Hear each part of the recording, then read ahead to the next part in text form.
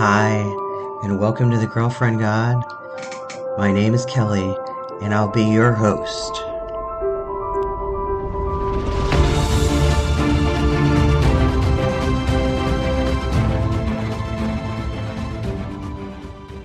So, good morning, and welcome to the Girlfriend God. Today we have Dr. Carla Ionescu back in the hot seat. Carla's been on our show before, and if you want to read about all of her accolades and accomplishments and the kind of stuff that she does, all of that is in the description for the podcast. So, Carla, welcome. Nice to Thank you. see you Thank you. again. Thanks for having me again. I feel like our talk should be labeled something like coffee talks in the morning, you Right, know. right. I actually am drinking coffee, as a matter of Same, fact. same. Drinking coffee and having the occasional nibble of a pretzel that I keep in my office. Mm-hmm, mm-hmm. Um, so today we're going to talk about the Hypogeum and possibly the Chauvet cave in the south of France, if we Mm-hmm. have time for that. But if not, we can make that another episode. And I wanted to talk about the Hypogeum. So I started, or no, that was about the Chauvet cave. Never mind. The documentary that I'm watching is the Werner Herzog documentary Cave of Dreams, and that's about the Chauvet cave. Have you ever seen it? Really? No, I've never seen it. It's really good. It's really good. Oh, I'm gonna add that. Maybe I'll watch that this afternoon. It's called Cave of Forgotten Dreams. Is it a series or one long It's one documentary? long documentary. Oh, Yeah.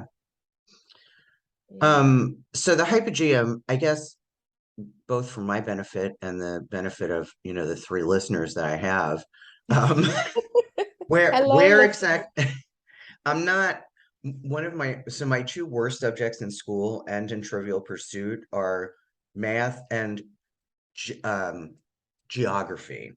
So where is the Hypogeum, It's in Malta. which is where in Uh, the world? Where in the uh, world is Malta? it's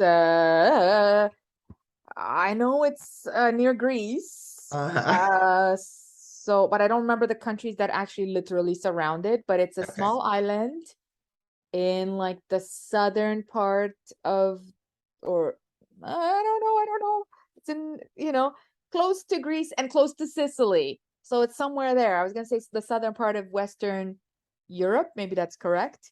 A geography person is gonna be like, Carla, what are you doing?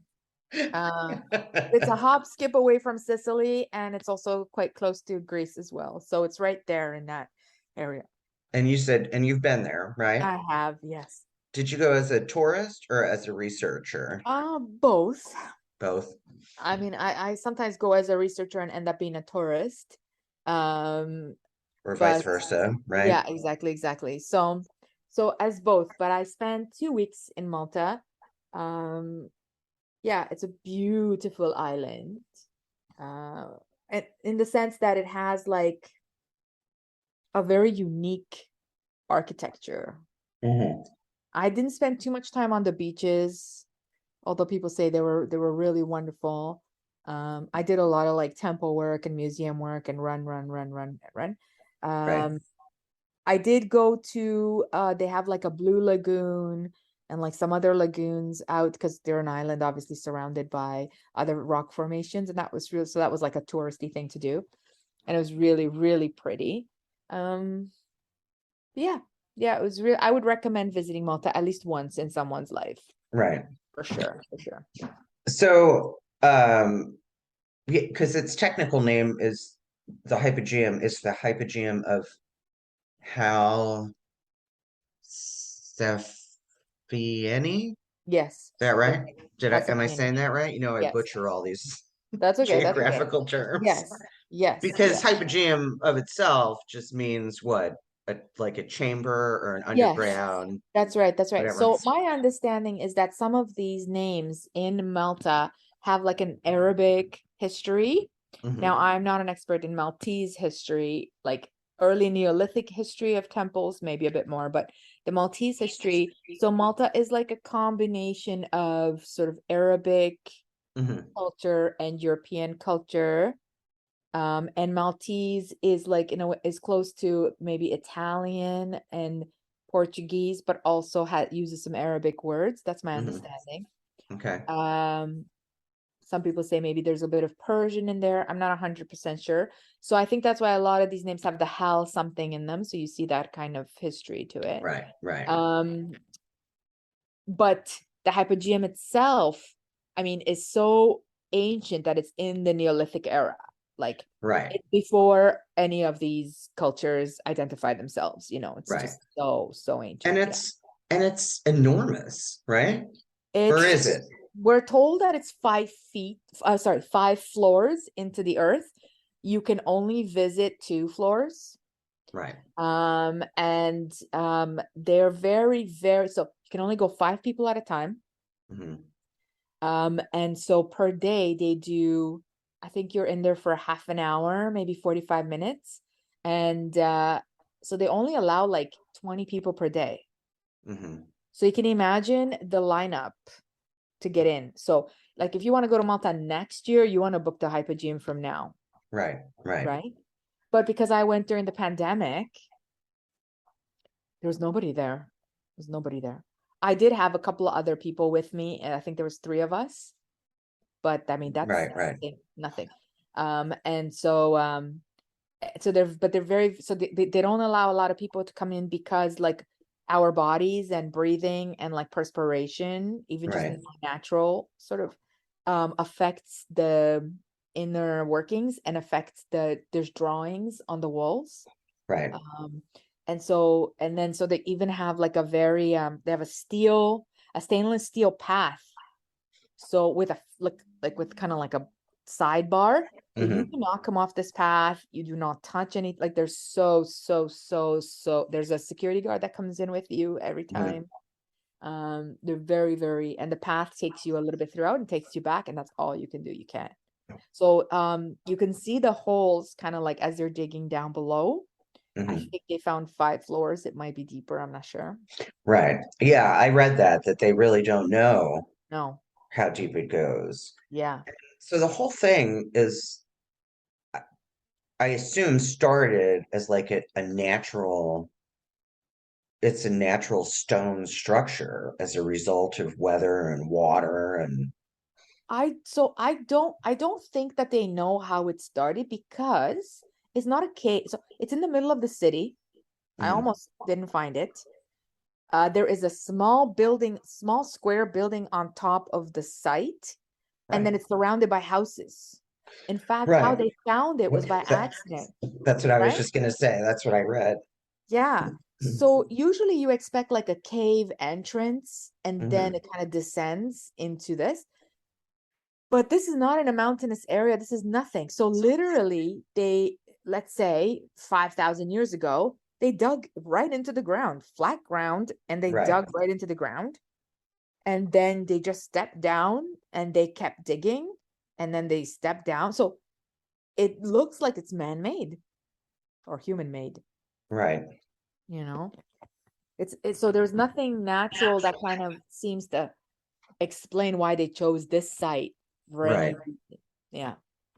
So I read about so one of its features, I guess, is what do they call it? Uh a speaking chamber where they have it's a large cistern and uh this website described it as a holy of holies surrounded by embryonic chambers Yep. where if you whisper into the wall, Yep. it reverberates and Yep. Yep. Yep. like It's fascinating. how did they know that? How did they know It's that that would fascinating. work? It's fascinating. There's So you're not allowed to take pictures right. and you're not allowed to film, to my Right. devastation, you can imagine. Uh you can buy pictures, of course you can. Right. And you can find some pictures online, which are like a small kind of version of it. But anyway, but you can see, yes, you can see that the Holy of Holies is literally in that style of Neolithic Maltese temples, or what we call like Turksian temples. Right. Um, so it's like that's kind of straight line. I don't know. It looks like like a Japanese torii gate. the straight at the top and straight sides. Right. So you can see that it's polished and smooth. Like, it's stunning work. It looks like people worked a very long time in it, and you're digging into raw rock. Right. So yeah, so that's the Holy of Holies, and then there's other sections of it that are similar. So people believe that this is where the temples and the prayers and the rituals took place. So Right. this whole thing is almost like a city, which is incredible. A city of the dead, let's say. Right. And I read that the first like they initially discovered 7,000 skulls, but those initial 7,000 skulls kind of nobody knows where they are. They never said anything about skulls, to be honest, when I was down there. They give you a headphone and a thing that speaks to you. This says, okay, so this website says it was public knowledge that until 1985, a number of skulls found in prehistoric Maltese temples at, oh, this isn't in the Hypogeum, or maybe it is. Maltese temples at Taxion, Yeah, the taxions. Gigantia, Yep. and House, Safini. Yeah. yes, that were exposed in the Archaeological Museum in Valletta. They have since disappeared without a trace, along with the 7,000 from the Hypogeum. Interesting. Yeah. Only the photographs taken by the Maltese researcher Dr. Anton Lifsud and his colleague Dr. Charles Savona Ventura remain to testify the existence of the skulls and prove their abnormality. I can't believe you didn't know any of this. Um, No. yeah, so the skulls show a particular abnormalities and or pathologies, sometimes inexistent cranial knitting lines, abnormally developed temporal partitions, drilled and swollen occiputs as following recovered traumas, but above all, a strange lengthened skull, bigger and more peculiar than the others, lacking a median knitting. The presence of this finding leads to a number of possible hypotheses and consideration of other finds of similar skulls from Egypt to South America. This Mm. particular deformity, unique in the panorama of medical pathology referred to such distant times, approximately 3000 BC, could be an exceptional discovery. That's The, interesting. I've heard of those abnormal skulls in Egypt and South America, but I did not know about this, which is interesting because I've been to every temple, mhm, and I just showed you this book that I'm reading right now. I wonder, and so this book is by the Maltese government. mhm, Well, not government, archaeological academics. right, um on the temple. So I'm gonna see. I've just started. I bought it when I was in Malta, but I haven't read it. right, right, It's literally like boring archaeology depictions, which I love. right. Um, but just So skimming the through it, I'm right. skull conversations. The article that I'm reading to you from is from Hera magazine, which is a magazine in Italy, and Yeah. the article was published in 1999. And it Oh, has excerpts of a research article that appeared in National Geographic magazine in 1920.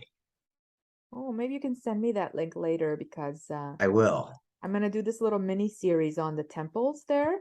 Hmm. Like I was telling you that I have all that film. Hmm. But it's fascinating that the sort of book of expertise that I've got here doesn't say anything about these skulls. So that will be an interesting take. I can't say I haven't read it, but just skimming through it, like there's images, there's measurements, there's like everything you would want in an archaeological collection, Right. but nothing about skulls, which is really, really interesting. So Well, it goes on to say that the skulls were all found where there was a sacred well dedicated to the mother goddess, and also where the small statues of the sleeping goddesses were found. Yes. So that's interesting because they did say that there were bodies found Right. covered in red. 7,000, according to this Yeah, article. I don't remember the number, but they did say that they did find skeletons covered in red ochre, and that the sleeping woman was found in one of these burial sites. Mhm. So, but I went to the Archaeological Museum in Malta, which is really cute and great. But none of these bodies or skulls or bones are there. Right. At least not for people to see. So that's really an interesting mystery, I think, that we might have just little uncovered here. Um, So this is so fascinating. This natural lengthening of the cranium, yes. right? That's the anomaly. It says it is proposed on the basis of these findings that the group of skulls found in the Hypogeum were representative of a group of peoples who were considered of importance, as attested by the location of their discovery, and who had a natural genetic tendency for these elongated skulls. Hmm. And they were integrally involved in the activities of the temple builders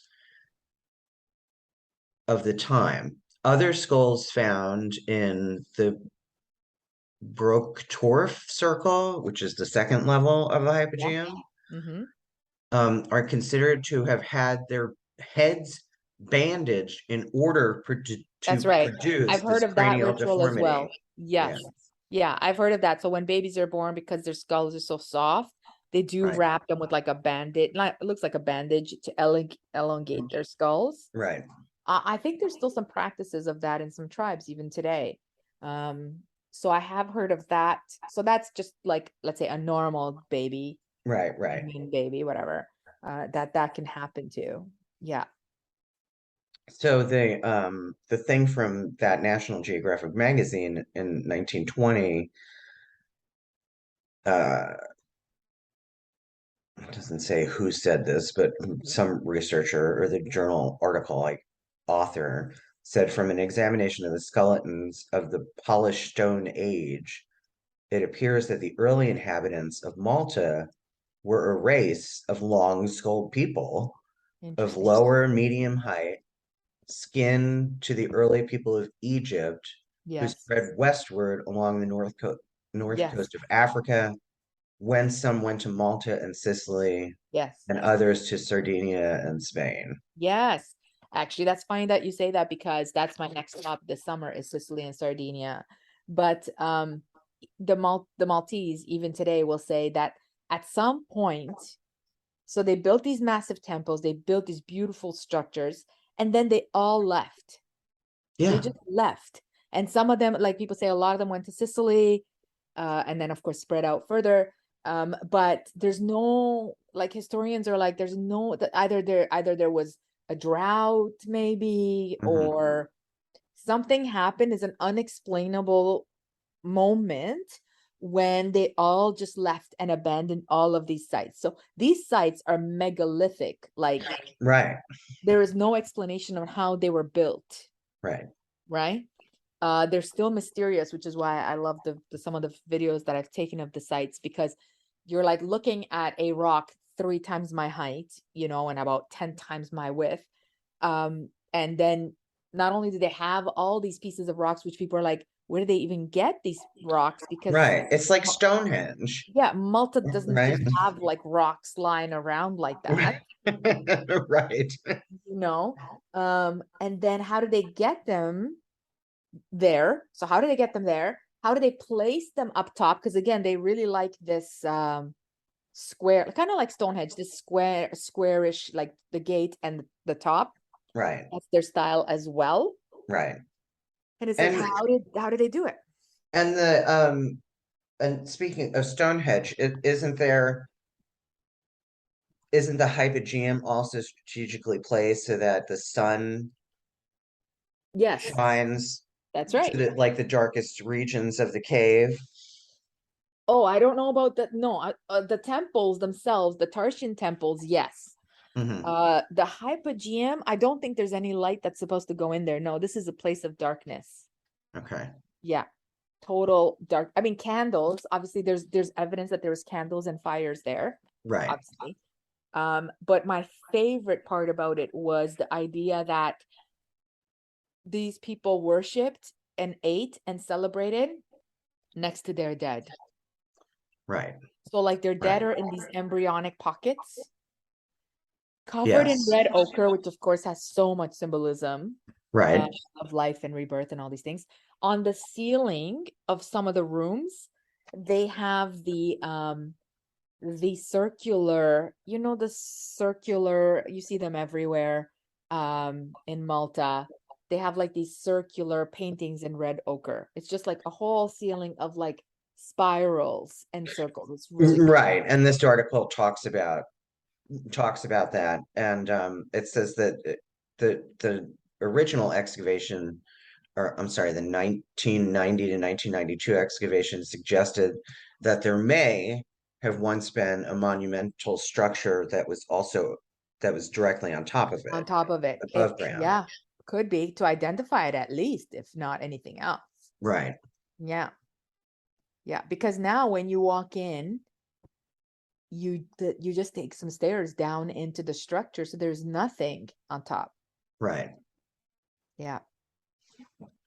So this says, under a heading called Archaeoastronomy, the Okay. Holy of Holies within the heart of the Hypogeum was designed so as to be illuminated by the annual winter solstice sunrise, which Interesting. would have originally shone through the entrance and directly onto the furthest parts of the underground complex. Interesting. Who's That's the researcher now, Carla? uh, that's not anywhere. I mean, it's not possible right now because there's like a box on top of it. So there's Right, no way right, but it's again not something that they bring up in the information. They do bring it up for the temples that are standing on top of the ground that right, you can go visit. But for this one, very, very interesting because the way that you go down into this like cave space, whatever right, it is, it would have had to been really open or open in a certain way. Like that, I would have loved to have seen whatever was on top of it that sort of allowed that sun ray to come in. right. This in this modern box, there's no sense at all of light. None. And like I said, you're not even allowed to take a picture or video or use any like nothing. Like you can't. Right. Well, that's all Yeah, for that's conservation and conservation. Yeah, exactly. preservation and Yeah. um yeah, I know a little And bit you're not about allowed to that. walk into the Holy of Holies like you see it, Right, but you can't go but in there. you can't walk around. No, you can't walk around. No. So essentially the entire structure of the Hypogeum Yeah. is a ritual space Yes. 100%. But because it's it a was ritual ob space that includes like a burial ground, right, that's what I was going to say. which So is interesting. funerary rites are Yes. kind of a ritual. Sorry, that It's was telling me to take my pills, which I've already done. So You're ahead of the time. Yeah, it's really fascinating because I think it's one of the few sort of sacred spaces, at least that come to mind to me right now, where the dead are with you, literally just right, lying there, right, or in pockets lying around you, bones collections over bone collections over bone collections, tombs of families and kin. And then you're performing the rituals either next to them or just above them. It's really fascinating. And what's really fascinating is the other temples. So there's three sacred sites in Malta that are these Neolithic three major sites, anyways. right, Uh, they don't have a subterranean aspect to them right, at this level. So again, there's something very mysterious about the Hypogeum as well, because it seems to be a unique, at least as far as they found, a unique structure, even on the island itself. They don't have any other deep, I don't know, subterranean temples like this. the only Right. one. Yeah. Right. So it's fascinating. So if I were incredibly wealthy and could travel around the world, I've also always wanted to go to the Sedlik ossuary in the Czech Republic. Okay. Do you know what that is? No, never heard of it.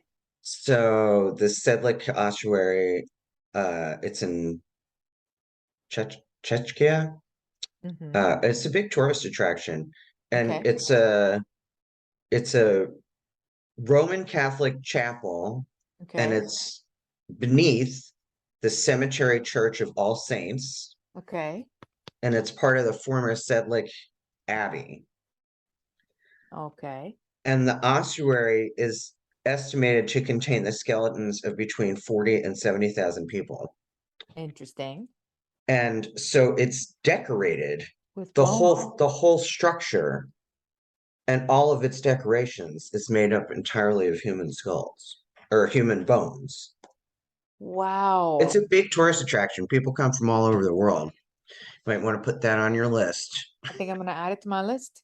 That's crazy. So I mean, obviously, so I've been to some actually. There's a few catacombs. There's one catacombs in Malta, St. Paul's catacombs that I went and walked through, all by myself, which was quite an experience. Right, I posted a video of that on my IG, and people went nuts. They were like, "Oh my God, it's just creepy." Now, there's no bones in there at all. They cleared all the bones from right, there. right, But what you see is like the holes where the bones in the families rested. I don't know right, what they did with those bones, but because again, I went through because I went in the pandemic, there was no one there, no one, just me.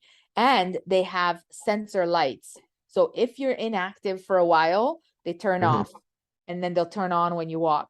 So it's a maze. It's like a labyrinth underneath the ground. So I would walk around and then I would get stuck in some places because they'd be so tight and tiny. right, So then I'd be like, and then like part of the labyrinth would turn off because no one's over there. right, And then I was like, shit, like, which way do I go to get out of here? right. Anyways, lucky for me, I videoed the whole thing and I posted it on my IG, and people were like, oh my God. Because sometimes when I travel by myself, when I record things, it's like having people with me, you know? Right, right, Right. So like I'm talking to myself, but like I feel like I'm talking to people. right, right. So you can hear Well, me you going, are, you just can't see them, right? you can hear me going, shit, which way am I gonna go now? Shit, am I gonna fit through here? So I know that there are obviously there are catacombs there, and I know there are catacombs in Paris and in Rome and other places, but that ossuary sounds interesting just because this idea of decorating the place with people's bones is so, I don't know, it seems sacrilegious, you know? Yeah, but it was like they commissioned somebody to do Wow. it. Yeah, that's fascinating. Like I said, Yeah, if I could go to fascinating. all places in the world, and that's in, more recent history. Yes. Yes. It's not ancient history. Yes. So the very first episode of your podcast that I listened to,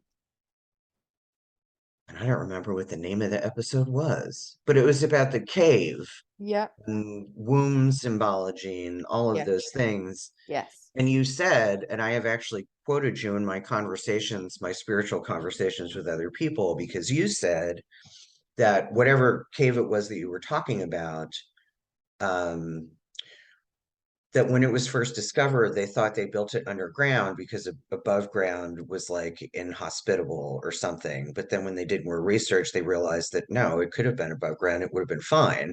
And they Yes. built it underground on purpose because, and this is what you said, they knew that silence and darkness were necessary components to make contact with the divine. Yes. You're like, I said that, really? Yeah, that's pretty good, right? I'm like, wow, that's good. And I agree 100% with Right. myself. It's true. I mean, I meditate a lot and I don't always have darkness because sometimes I meditate with my eyes open and I'm looking at nature because it's such a pure representation of the goddess that I pray to. Hmm. Um, but sometimes I do it in the dark, like if I'm Yeah. in a dark place and I have to have quiet. I gotta have Right. quiet. I used to be somebody who I could really only meditate with guided meditations. Right. Now I find guided meditations distracting and I would rather just sit. Now it's Interesting. the opposite. Yeah. Interesting. Yeah. Because Yeah. I I mean, never, yeah. because guided meditation taught me how to kind of quiet the mind, right? Yes. But once I understood how to do that and it became a working part of my spiritual life, I started to prefer doing it with nothing. And I Yeah. just listen and I listen for that voice in my head that I clearly identify as her. Right. And I listen, and sometimes that's not a voice. Sometimes it's me sitting and hearing the rain or the wind in the leaves in the trees, or like now it's fall and there's leaves covering the ground, and like outside in the front of our house, it's all orange and gold and yellow and you Yeah. know what I mean? Yeah. Yeah. Yeah. So I just listen because I never know when it's going to be a voice in my head, right? So I got to Right. pay Right. attention. I got to Yeah. Yeah. be Yeah. Makes sense. Yeah. singularly focused to be able to hear that voice. And yeah, so anyway, that really resonated with me when you said that, and that's when I became hooked on your podcast, and then I started stalking you on the internet, and here we are, Here we right? are. um, so when you're in the Hypogeum, Yeah. how many people were you in there with? Three other Or people. three other people? Yeah. And I mean, did it feel, I don't know if there's an accurate way to say this, did it feel sacred? I mean, I often find that when I'm in what I know is or was a spiritual place, it feels holy. You know what I mean? It feels sacred. It's interesting that you say that because I wrote a whole thing on it that I'm putting in this travel book that I want to publish on Hmm. mostly on Artemis travel, but I'm going to add the Hypogeum because it's such an experience. Um, okay, a few things occurred to me. Number one, I was breathing in the dust and particles of still dead people and ancient rituals and remains because no, I mean nobody's in there sweeping it out or cleaning it out really. So Right, right, that that really I don't know how to put it into words, but it was this idea of a cycle where you're breathing in the dead as a living being and sort of taking that with you, right. and you become one. And so there was a very, I don't know if it's spiritual, but it was definitely like metaphysical. It was definitely more than just who you are. There was definitely Right, sort of right, a, and so yeah, because in a sense it feels it's a weird feeling because in a sense it's a burial site and a celebration and a festival and a sacred site. So right. it is a bit overwhelming, like, and the age of it, like the age of it is weighs on you. Like the air inside also is moist and old because they don't air it. Right, right. They air it very, very, so that they can preserve it. So it occurs, I don't know if someone said it or it occurred to me that we're breathing in the old stones and the old dust and stuff like that. So I would say yes, I would say that there is definitely something more than something more there. You can sense that there is an age to the place and a sacredness to the place and a quietness, and it's Mhm. dark. So there are a few fluorescent lights on the ground, just so you could see like where you're stepping, but it's still dark, you Yeah, know. And there's a few places just to eliminate some things for you, but it's still dark. So yeah, so I would say that it still has an echo of the old, and I mean, it's 5,000 years old. yeah, 5,000 years old, yeah. it's overwhelming, like for the brain to really consider that 5,000 years ago, people were celebrating here and burying their dead. 5,000 years later, there's people walking around, admiring that work. you have these moments of awe, I think sometimes when you're in places. It's my favorite thing about visiting sacred spaces. Right. Um, is That's why I have a theory that that archaeologists and anthropologists are all secretly very spiritual people mm, because they spend their lives having experiences like you're the one you right. just described. You're right. You're right. And not Yeah, all places have those vibes, right, but there's some places that have specific energies for sure, where right, almost you can be like, I can see why they picked this place. right, Because if I can feel it, they probably felt it, as you know, the ancients were much more connected to their intuition right, and the cosmic world. So if I can feel it, they certainly felt it. And right. then they built on that, you know? So yeah. I mean, I've even had that experience, and I like to, whenever we travel by car, Hmm. if there's an old cemetery somewhere, we're stopping there to go Hmm. check it out. And the Right. older and more unkempt it is, the better. Right. Right. So when we go to cemeteries, and I used to take a lot of black and white photography in cemeteries like that, and I was often alone, Mm, right? And so with these cemeteries that go back to, I don't know, when they started making cemeteries late 1700s, early 1800s, yeah. Yeah. which, in a way I don't like because cemeteries are a huge waste of green space on the Yep. planet, but Agreed. it is what it is. Yep. But there's definitely a palpable energy to that. And in cemeteries like that, particularly because disease was so rampant, there are often several grave markers in a group of very young children. Hmm. And the energy of the grief that was expelled in those places. I mean, you can feel that. You know what I Hmm. mean? But Yeah. that's also, cemeteries are also reflective of people who believe that when they die, they go to heaven and that there's nothing else. So of course they're going to Yeah. grieve, right? Right. It's true. And It's then you've got true. people like me who I'm like, I can't fucking wait to see what happens next because there's Right. thousands of possibilities. That's right. Um, but yeah, cemeteries, I think in general, they obviously they hold a lot of grief, and that is a very palpable Yeah. energy. Yeah. And the energy of, what people would call ghosts, which is that, that tangible feeling of unresolvedness, right?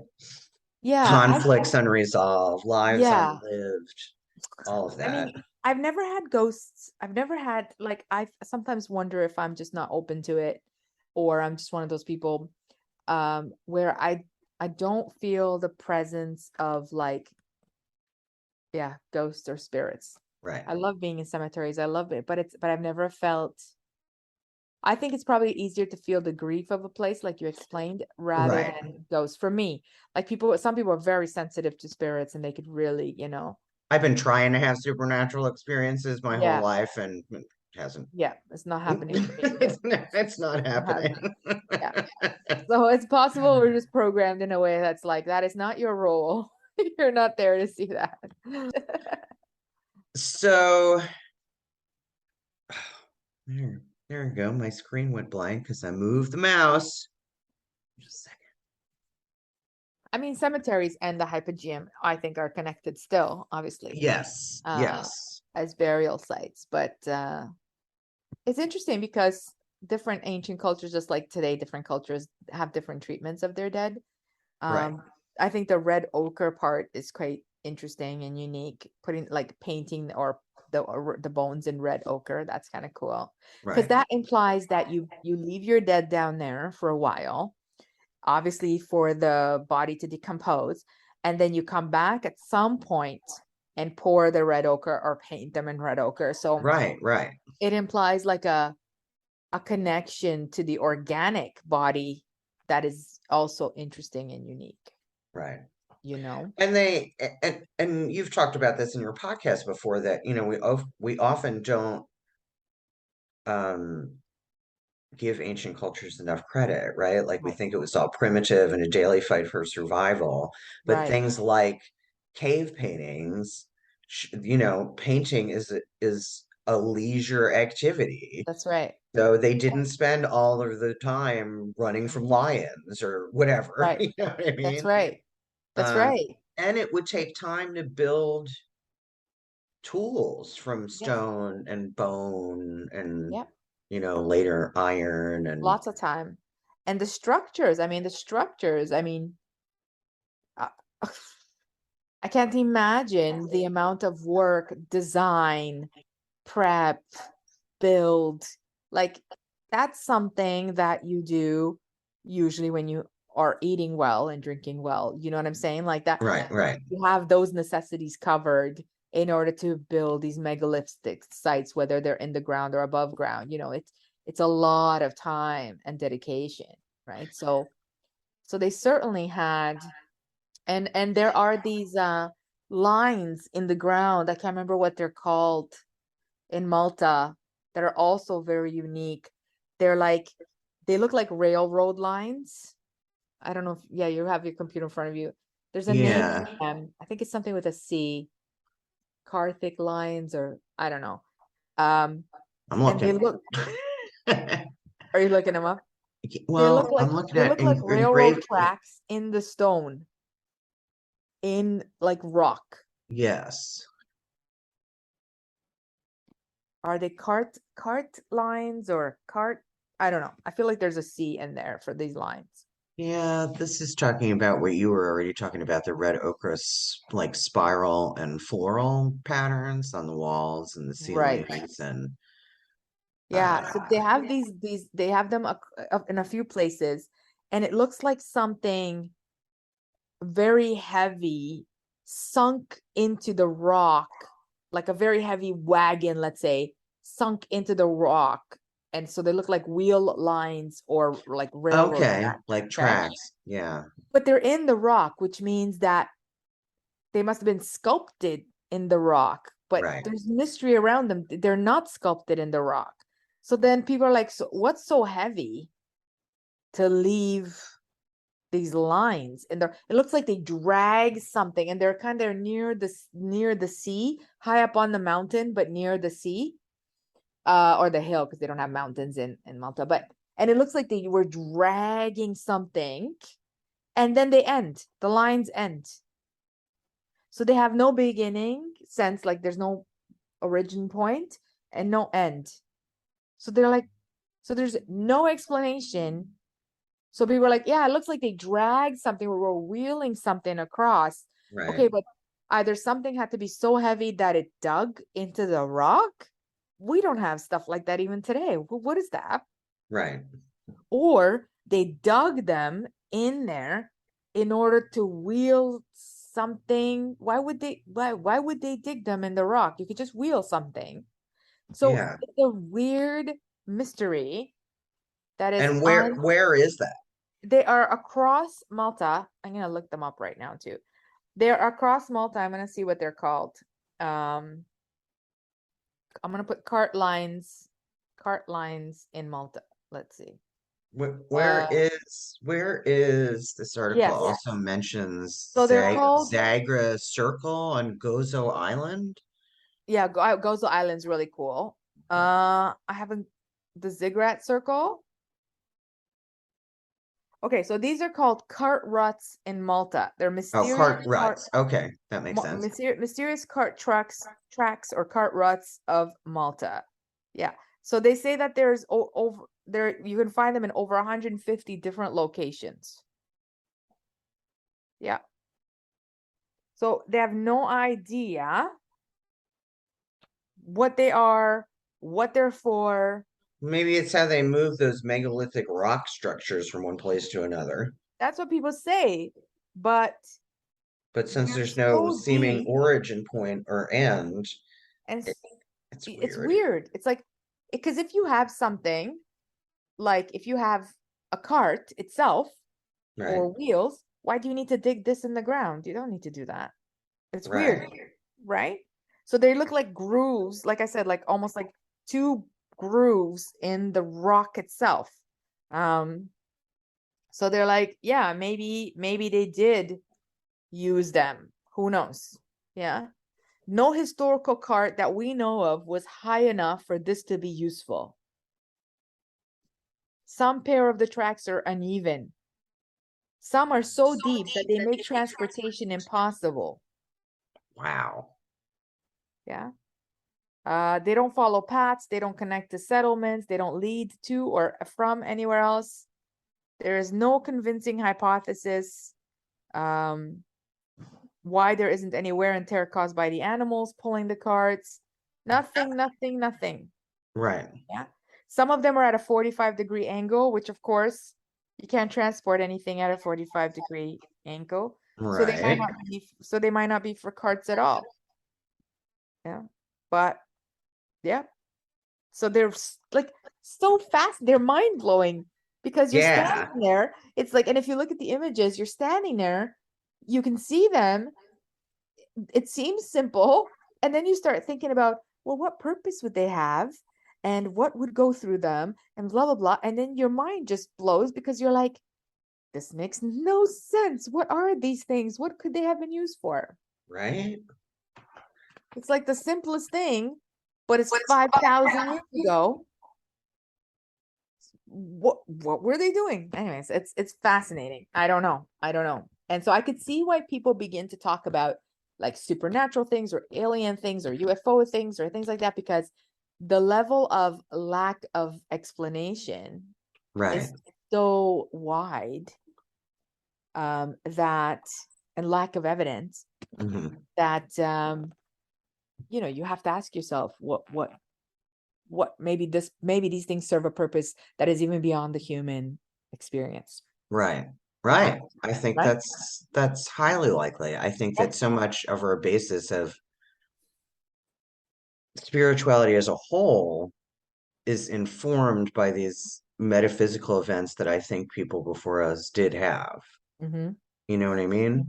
Mm-hmm. Mm-hmm. Yep. Um, but with each generation of us, we became further and further detached from the metaphysical Yes. world, just as we become more and more and more detached from the land itself, Right. right? Right. Right. Um, I mean, we've kind of been on this collision course since the dawn of agriculture, Right. right? And especially agriculture that then brought in trade and wealth and greed and all those other things. Yep. Um, like I keep hoping that when I die, I get to come back as, a hunter-gatherer. When in a time when we were all hunter-gatherers, right? Exactly. But of course, I Exactly. want to travel with the Sami and the Right. reindeer, right? I want Right. to follow the ancient trackways and ley That lines sounds and awesome. all of that. Yeah. That's what I want my next life to be. But then I imagine that when I die, the goddess is going to appear before me and just be like, "Yeah, this isn't going to be anything like what you thought. It's going to be hard, and there are going to And be cold. trials." And Yes. Yes. Yes. Yes. I would love to come back um in the time of the Palace of Knossos, and just be part of the family living there. Yeah. The Minoans and Knossos are very I don't know, fascinating to me. I just More and want to more be fascinating. I just want to be in a goddess cult since there aren't any Yeah. now. Actually, that's not true. There are goddess cults in other parts of the world Yeah. that still exist today. I did like you were talking about earlier, like priestess of what? I so there's an organization called the Covenant of Hecate. Um, and I talked about this in my podcast about the Shekinah and Sophia and the Asherah because she's one of the authors of this book that I bought like 15 years ago about the Shekinah. Mm-hmm. So she is the one that started this Covenant of Hecate that's based in New York. Like they have a temple building and everything. Nice. And I had to take very specific steps to become like a dedicant of Hecate. Okay. Um, yeah, I don't know how I got off on that tangent, but but I think because she's been doing what she's been doing for so long and obviously has done a lot of her own academic research, her rituals are based in ancient history, you know? Mm-hmm. Mm-hmm. Um, so since we are so far divorced from the metaphysics of spirituality, Mm-hmm. that's how we wind up in these situations with a lot of people doing things that they don't understand. They don't Yeah. really get that they're working with forces that are Yes. beyond their control, Yes. you know, that Yes. they're asking for things unknowingly that will be delivered to them, whether they want it or not, Yes. you know. Yes. So, um, so do you want to talk about the Chauvet cave, or do you have other things on your agenda today? No, I think we covered the No, how Hypogeum. is that possible? You mean to talk Um, about, yeah. Yeah. No, I think we've covered the Hypogeum in depth and its mystery. yes. And I've already forgotten. So the Chauvet cave is actually part of a much larger network of caves. Is that right? This is my understanding. I've never been there, but it's on my list of places to visit. Yes. Mhm. Yes. Um, and it's one of the oldest, or has one of the oldest, what do you call it? Paintings, I guess, basically. In the Right. Neolithic They're the period. oldest well-preserved cave paintings in the world. Correct. This is what is my understanding. Yes. Yes. So now that cave, and I think, I don't, did you talk about the Chauvet cave in the episode of on your podcast where you talked about I did. caves? I did. Yes. Yes. Because isn't it there that they figured out, or what they believe is that different generations of family worked on the same pieces of That's art? right. That's right. That's where that is. Yes. And that's where they have the buffalo slash pubic triangle goddess combination. Right. And the most famous part, like people know the Chauvet cave from the panel of horses, right? Is That's right. that right? That's right. Um, That's right. and Yeah, it's that has interesting that actually that's the most famous part of it. right, but really that whole structure has not just horses, but rhinoceros and large felines and horses and That's bison right. and reindeer, Yep. my Yep. personal favorite, as you I think know. there's a leopard in there too, or Mhm. some type of a cat. Yeah, a lioness or a leopard in there. Yeah, or a jaguar. Well, and I was reading that some of them have multiple legs, like they were in motion. Mm. They were trying to portray that in the art Yep. that they were in movement. And Yep. if you stood back, it looked like a large herd of animals Yep. crossing whatever. Yep. So isn't part of the visual the way the way the light is, like The the way the light. light is in the cave, so that Uh, some of it would appear as shadows on opposite walls. Do I have that right? I'm trying to remember where that I I'm read not that. sure. I'm not sure about that actually. I guess it once again depends on if they have it set so that the light hits the cave in a certain way. Right. I'm looking at an article from a website called Smart History, the Center for Public Art History. Okay. Visual elements. So, do we think, or do you think, or is there research about that cave being kind of a ritual space? Because don't they think that they didn't actually live there? No, no. So I would not compare that cave, for example, to the Hypogeum in the same way. Right. So there doesn't seem to be an altar space. Well, actually, now that I say that, no, that's not true. They do believe that there was some type of like sacred space, but okay, so there's a few things that are problematic here because ancient peoples or Neolithic people spend so much time in caves just Right. as a place to both pray, paint, eat, space of protection from, Right. the weather, animals. So it's not like the Hypogeum in the sense that the Hypogeum seems to be built specifically as a temple slash burial site slash sacred Right. space. This is a natural cave, so it's naturally occurring. And they did like live here and eat here and whatever. And spent their time making art. Um so I guess that's the difference. So I wouldn't say it was like a temple site the way that we talked about the Hypogeum, but there may Right. have been, moments of prayer or moments of Right. meditation. Because so this article from this Smart History website, who was written by somebody else with a PhD. Yeah. So not that that even necessarily means it's Not solid, right? always. Not always, But but it's it good at to least have that reference. indicates that it's a trustworthy Right. reference. Exactly.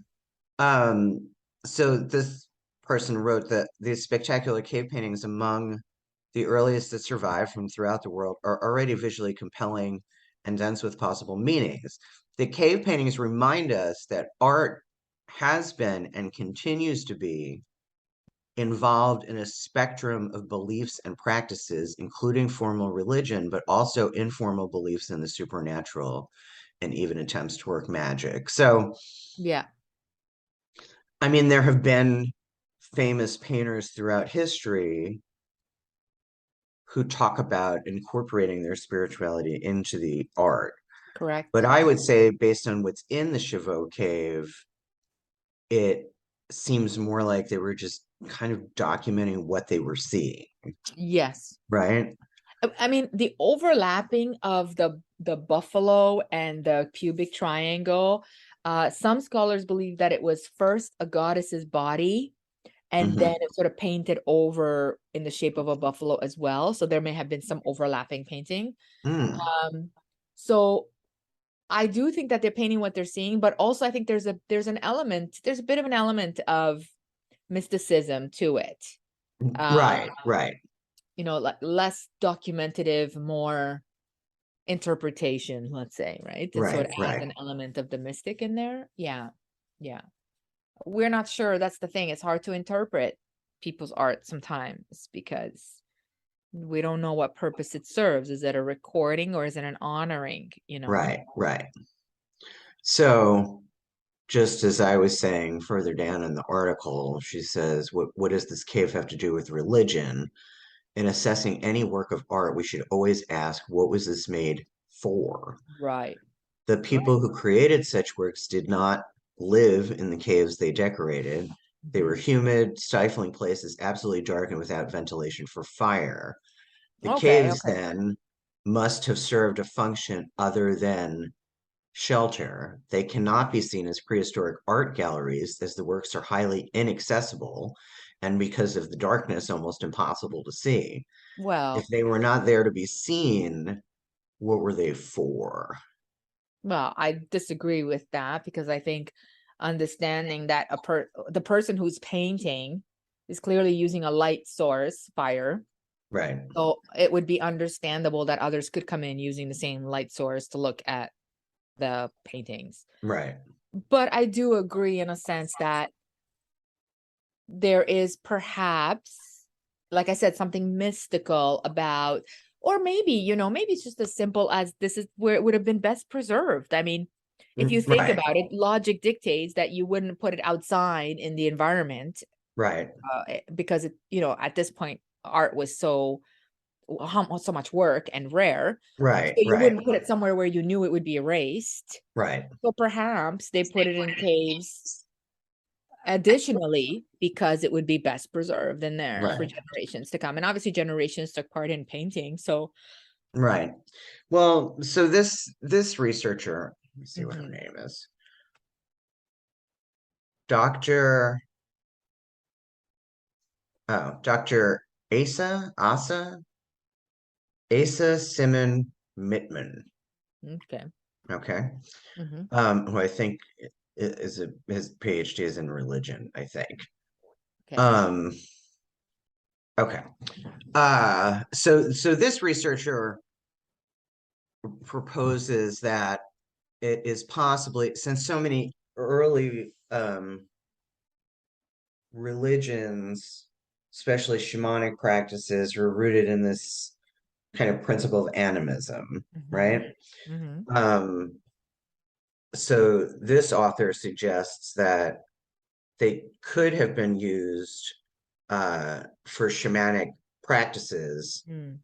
using animistic worship, animal worship, totemic practices, work with their ancestors, Yeah. right? Which the theory of, multiple generations Yep. working on the Yep. same Yep. pieces of art. That I mean that tracks, right? Mm-hmm. But he also points out that the images are mostly of animals that were not used for food. So they probably weren't tied to hunting magic, but might instead be connected with fertility or power. The great abundance of animals here and in other Paleolithic caves may suggest or be intended to magically invoke a fertile world that provides for the tribe so that they could reproduce. Yeah. It's an I mean, interesting I think that's theory, an interesting theory. right? It's obviously clearly, hmm, I can't remember the word, but it's sort of a made up theory. But no one could know for sure.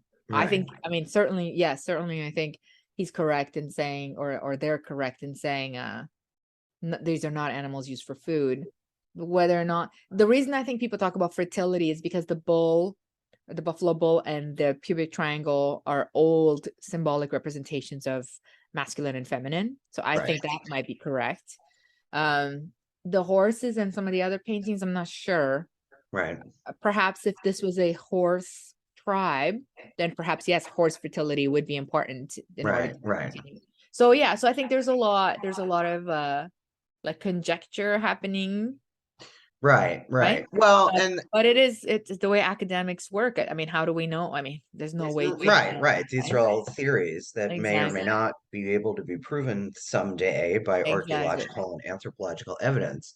Yeah. Um, but I think a lot of those early shamanic traditions and even other traditions throughout the world, not only were they more tied to the land, but because it was before a time of things that we could explain in the natural world, everything to them held kind of like a supernatural belief. It's possible. It depends on how it Well, just like so, okay, so they find all these figurines all over the world. yeah. Um, and at first we thought they were all goddess statuary, Yeah. but later discovered that, you know what, it might not be that. It might be because they were just in such awe of a woman's body to reproduce that Right. they created all these things of figures of women, not Yes. necessarily a goddess. I mean, Yes. sure, some of them undoubtedly were, Yes. but that you can't make that wholesale assumption about every female figure that's ever been depicted, It's right? very interesting because we have to assume like their intelligence. So did they Right, have supernatural knowledge or extraterrestrial knowledge? right, In that case, none of this would have been a surprise to them. Or right. were they part of a more sort of primitive mentality? And in that case, or have we lost the mystery? Have we lost the sense of mystery because we think science explains like so yeah, so I guess depends on the approach that we want to take. I don't know. Yeah. Right.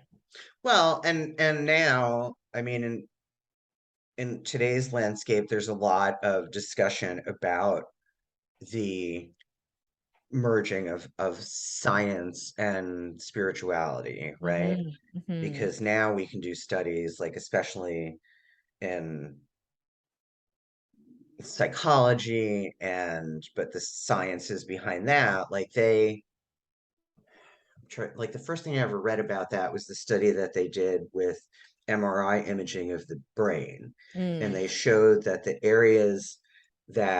the areas of the brain that light up when right. you drink or take drugs, right? It's in that pleasure center. They're the same Right. areas that light up when people pray. Right. So but again, I think as you suggested often, a lot of these things were like they were intrinsic knowledge. Right. They didn't have to Right. read a journal article about so and so. They just Right. knew. Right. And like we were talking about earlier, like that feeling, that energetic feeling that you get in a sacred space. One of the things that I read when because I kind of arrived where I'm at through the path of witchcraft and Right. those kinds of traditions, right? And one of the things that I first that with it when I read it, it really resonated with me. I don't remember what book it was in, but the author said, I think it was probably in one of my Raven Grimassi books, probably What We Knew in the Night. And he said, remember when you look at the moon in Mm-hmm. awe and reverence, you can increase that awe and reverence by remembering that the moon that you are looking upon is the same moon that witches have been looking at for millennia. Right. And I've always Right. remembered that. And now I think about that when I look at the moon or the Right. sun or the trees or the Same. stars or That's whatever. so funny. Same. I've been thinking about it more and more and more lately. Like every time I see a sunrise or a sunset, and I think this sun has been rising for millennia and millennia and trimillennia of time Right. every day. You know, Yeah. Yeah. our brains really cannot fathom that amount of time. But every day, every day, every day, it does the same cycle. Like it, Right.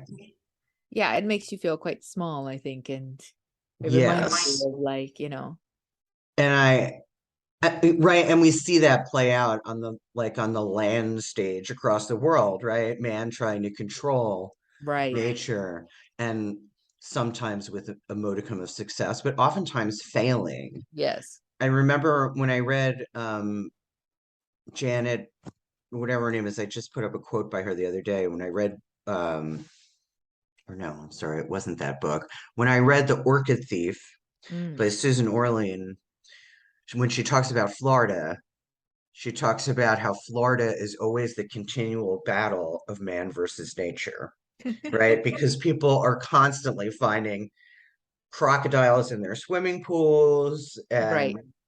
small dogs being carried away by whatever swamp creature, right? I mean, Right. so yeah, so it's this constant battle of the natural Yes. ecology of the place and the Right. marshlands and all of that, Yes. with people trying to commodify that, and super interesting, Yeah. super Yeah. interesting.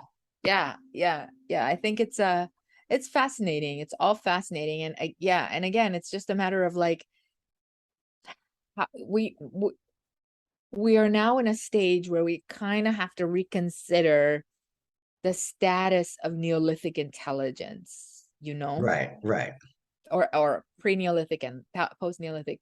I think it's the old approach of like, well, this was their primitive mind. Like when you walk into the Hypogeum, you're like, this is not a primitive mind. This is a right. very architecture. Or the Chauvet Cave. I mean, Right, that right, art is very uses, I don't know, not an artist, but uses techniques right, that artists still use right, today, like right, that, many hooves or legs to simulate motion.